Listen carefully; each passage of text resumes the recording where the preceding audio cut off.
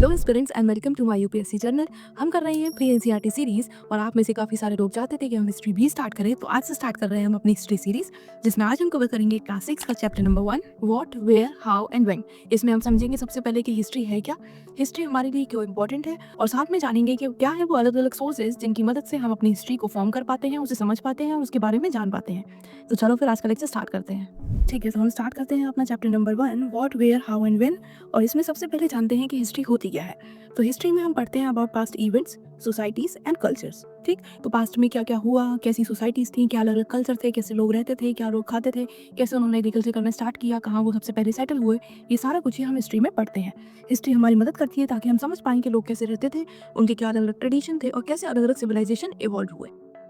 अब now the question comes कि what do we study in history. तो सबसे पहले तो हम पढ़ते हैं अबाउट पीपल्स लाइफ, कि लोग कैसे रहते थे, क्या अलग अलग ऑक्यूपेशन करते थे, क्या उनके अलग अलग बिलीव्स थे, कैसे कपड़े पहनते थे, क्या खाते थे। तो ये सारा कुछ लोगों की लाइफ के बारे में हम हिस्ट्री में ही जानते हैं। इसके अलावा हम जानते हैं अबाउट सोसाइटीज़ एंड कल्चर, क्या अलग अलग आर्ट फॉर्म्स थी, कैसे वो डांसिंग म्यूजिक कैसे इवॉल्व हुआ, कैसे अलग अलग फॉर्म ऑफ आर्किटेक्चर आई, कैसे लिटरेचर डेवलप हुआ और कैसे नए नए उनके अलग अलग ट्रेडिशंस बने। इसके अलावा किस किस रूलर्स ने कब कब रूल किया, किस किस पार्ट को रूल किया, किसने कहाँ से इंडिया में एंटर किया, कौन से वॉर हुए, कब हुए, कौन जीता, वॉर किस लिए हुए, किस रूलर की क्या अलग अलग पॉलिसीज थी, ये सब कुछ भी हम हिस्ट्री से ही जान पाते हैं। और साथ में हम जानते हैं अबाउट साइंस एंड टेक्नोलॉजी, यानी कि कैसे धीरे धीरे साइंस इवॉल्व हुई, नए नए इनोवेशंस हुए, नई नई डिस्कवरीज हुई और कैसे नए मेटल्स मिले, नए तरह के टूल्स इवॉल्व हुए। तो ये सारा कुछ ही हम हिस्ट्री में पढ़ते हैं और हम हिस्ट्री से जानते हैं। अब देखो, सबसे पहले हम जानेंगे कि पहले लोग रहते कहाँ थे, where did people live in the past. तो सबसे पहले लोग जो रहते थे वो ज़्यादातर रहते थे रिवर्स के पास। क्यों?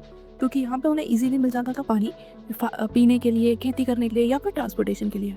और पानी बहुत ज़्यादा इंपॉर्टेंट था, ये उन्हें भी पता था। तो यूजुअली वो लोग रहते थे नियर रिवर बैंक्स, जैसे कि नर्मदा रिवर के पास भी लोग रहते थे।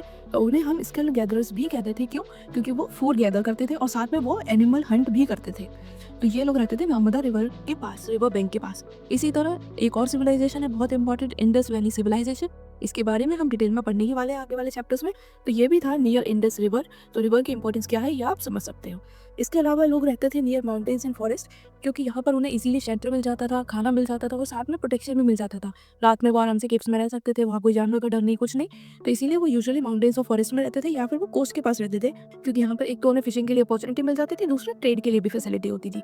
ये सारा कुछ ट्रेड कैसे हुआ, कहाँ होता था, ये भी हम आगे और पढ़ेंगे कि ये हमें पता कैसे चला कि वो पानी के पास रहते थे, या फिर कैसे कैसे इवोल्यूशन हुआ, कैसे नए नए साइंस एंड टेक आया, कैसे नई डिस्कवरीज हुई। तो ये सारा कुछ हमें पता चलता है थ्रू वेरियस सोर्सेज जो हमें बताते हैं हिस्ट्री के बारे में। ये सोर्सेज हमने क्लासीफाई किए हैं दो कैटेगरी में, एक होते हैं आर्कियोलॉजिकल सोर्सेज और दूसरे होते हैं रिटन सोर्सेज।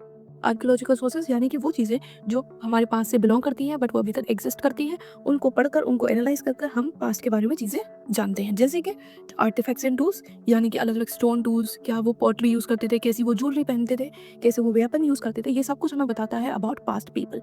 इसके अलावा उस टाइम्स के जो बिल्डिंग्स अभी तक प्रेजेंट है, जो मोन्यूमेंट्स प्रेजेंट है, उन्हें देखकर भी हमें उनके अलग अलग ट्रेडिशंस के बारे में पता चलता है। उस टाइम पर कैसा स्ट्रक्चर, कैसा कंस्ट्रक्शन में डेवलपमेंट हुआ, कब उन्होंने ब्रिक से घर बनाए, कब मड से बनाए, कब सीमेंट आया। तो ये सारा ही कुछ हमें पता चलता है थ्रू दिस आर्कियोलॉजिकल सोर्सेज। इसके अलावा लोगों के स्केलेटन, उनके बोन्स, वो भी हमें बहुत कुछ बताते हैं। उनकी फिजिकल अपीयरेंस के बारे में बताते हैं, उनकी लाइफस्टाइल के बारे में बताते हैं, और अलग अलग ट्रेडिशन भी कुछ हैं जो हमें पता चलते हैं जब हम उनकी ग्रेव्स तक पहुंच जाते हैं, राइट। तो ये तो हो गए हमारे सारे आर्कियोलॉजिकल सोर्सेज। इसके अलावा कुछ रिटन सोर्सेज भी हैं जिन्हें हम लिटरेरी सोर्सेज भी कहते हैं, जैसे कि इंस्क्रिप्शन। इंस्क्रिप्शन क्या होता है? ये वो रिटन रिकॉर्ड्स हैं जो कि हमें स्टोन के ऊपर, मेटल के ऊपर मिलते हैं, और इन्हीं को हम कहते हैं इंस्क्रिप्शन। जैसे कि अशोका एडिक्ट्स भी हैं, ये हम अशोका वाले चैप्टर में आगे पढ़ेंगे कि उन पर उन्होंने क्या क्या मैसेज दिए थे लोगों के लिए। उसके अलावा भी है मैन्युस्क्रिप्ट्स, ये होते हैं हैंड रिटन रिकॉर्ड्स जो कि लोगों ने पाम लीव्स के ऊपर लिखे हुए थे, और इसमें जो लैंग्वेज यूज हुई है वो हुई है संस्कृत, प्राकृत एंड तमिल। इनसे हमें पता चलता है अबाउट मेडिसिन जो उस टाइम पे अवेलेबल थी, क्या साइंस अवेलेबल थी, और क्या अलग अलग रिलीजियस प्रैक्टिस थी जो लोग फॉलो करते थे।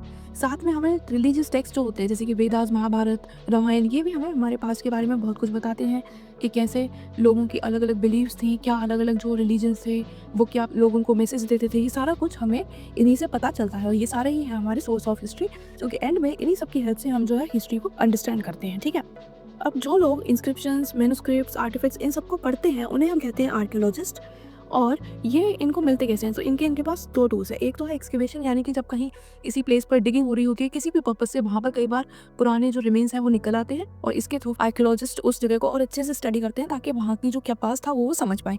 इसके अलावा कार्बन डेटिंग, जिसमें C14 कार्बन का यूज़ होता है, उसका यूज़ करते हैं ताकि जो ऑर्गेनिक मैटर है उसकी हम एग्जैक्ट डेट पता कर पाएँ कि वो कितना पुराना है। इससे हमें पता चलता है कि कब से ह्यूमन एग्जिस्ट कर रहे हैं, कब से ये चीज़ें यूज़ हो रही हैं। तो ये 2 तरीके हैं जिससे आर्कियोलॉजिस्ट अपनी स्टडी करते हैं और ये दोनों ही तरीके उनके लिए हेल्पफुल है। अब एक टर्म है जो आपने आपके इस चैप्टर में पढ़ा होगा, विच इज़ डेसिफरमेंट। तो ये क्या होता है? तो देखो, जैसे कि इंस्क्रिप्शंस होते हैं उन पे एक अलग ही लैंग्वेज यूज़ हो रही होती है, एक अलग ही स्क्रिप्ट होती है जो कि अब जो हम यूज़ करते हैं ये वो वाली लैंग्वेज या स्क्रिप्ट नहीं है। तो इसको समझना, इसको डिकोड करना, इसी टेक्निक को कहा जाता है डेसिफर। ठीक? अब लास्ट है हमारा टाइमलाइन एंड डेटिंग सिस्टम। तो हमारे पास्ट में क्या हुआ उसको एक पर्टिकुलर प्रॉपर ऑर्डर में समझने के लिए हमने टाइमलाइन को इवॉल्व किया, जिसमें हम सारी चीज़ों को उनके क्रोनोलॉजिकल ऑर्डर में पढ़ते हैं। अब इसके लिए हमने क्या किया कि हमने टाइम को डिवाइड कर दिया और हमने सेंटर पॉइंट लिया बर्थ ऑफ क्राइस्ट। ठीक है, बर्थ ऑफ क्राइस्ट से पहले के टाइम को हमने बोला BC, यानी कि before Christ, time before Jesus Christ birth. और जीसस क्राइस्ट के बर्थ के बाद के टाइम को हमने बोला AD, यानी कि anno Domini, time after Jesus Christ. इसको हम कहते हैं the year of the Lord. तो इस तरह हमने टाइम को डिवाइड किया। हमने मिड पॉइंट लिया बर्थ ऑफ जीसस क्राइस्ट, उनके बर्थ से पहले के टाइम को BC, बिफोर क्राइस्ट, और उनके बर्थ के बाद के टाइम को AD, एनो डोमिनी कहा। ठीक है, और आज के मॉडर्न टर्म्स में BC को बोलते हैं BCE, यानी बिफोर कॉमन एरा, और AD को बोलते हैं CE, यानी common era. These are the modern terms. तो इसके साथ हमारा ये चैप्टर होता है खत्म। हमने शुरू किया था हिस्ट्री क्या होता है, जिसमें हमने देखा study of past event, societies, culture, यही है हिस्ट्री। उसके बाद हमने देखा कि यूजुअली लोग रिवर्स के पास रहते थे, माउंटेन्स और फॉरेस्ट और कोस्ट के पास रहते थे। फिर हमने देखा अलग अलग सोर्सेज जो हमें हिस्ट्री के बारे में बताते हैं, जिन्हें हमने क्लासीफाई किया archaeological sources and written records में। इसके बाद हमने देखा कि आर्कियोलॉजिस्ट वो होते हैं जो लोग इन सोर्सेज को स्टडी करते हैं, और साथ में डिसिफरमेंट होती है टेक्निक, जिससे कि जो पुराने हमारे इंस्क्रिप्शंस में स्क्रिप्ट और लैंग्वेज यूज हुई है उसे हम लोग समझ पाएं, डिकोड कर पाएं। लास्ट में हमने देखा टाइमलाइन एंड डेटिंग सिस्टम, जिसमें मैंने आपको बताया before Christ and anno Domini के बारे में, जिसका जो हमने सेंटर पॉइंट लिया था वो हमने लिया है बर्थ ऑफ जीसस क्राइस्ट। उनके बर्थ से पहले का टाइम BC, बिफोर क्राइस्ट, या फिर बिफोर कॉमन एरा आज के टर्म्स में, और उनके बर्थ के बाद का टाइम एनो डोमिनी या फिर कॉमन एरा आज के मॉडर्न टर्म में। तो इसके साथ ये हो गया हमारा चैप्टर नंबर 1 खत्म। तो इसके साथ हमारा हिस्ट्री का फर्स्ट चैप्टर ऑफ क्लास 6 होता है खत्म। अब आपको कोई भी डाउट है तो कमेंट में ज़रूर पूछना, और साथ में प्लीज़ नोटिफिकेशन ऑन कर लो ताकि कोई भी वीडियो मिस ना करो, बिकॉज बहुत जल्दी जल्दी अब हम सारे चैप्टर्स कंप्लीट कर लेंगे। ऑल्सो वीडियो को लाइक करो और कमेंट में बताओ कि आपको ये लेक्चर कैसा लगा। अपने फ्रेंड्स के साथ ये चैनल जरूर शेयर करना। मिलती हूँ आपसे नेक्स्ट वीडियो में। Till then bye bye, take care.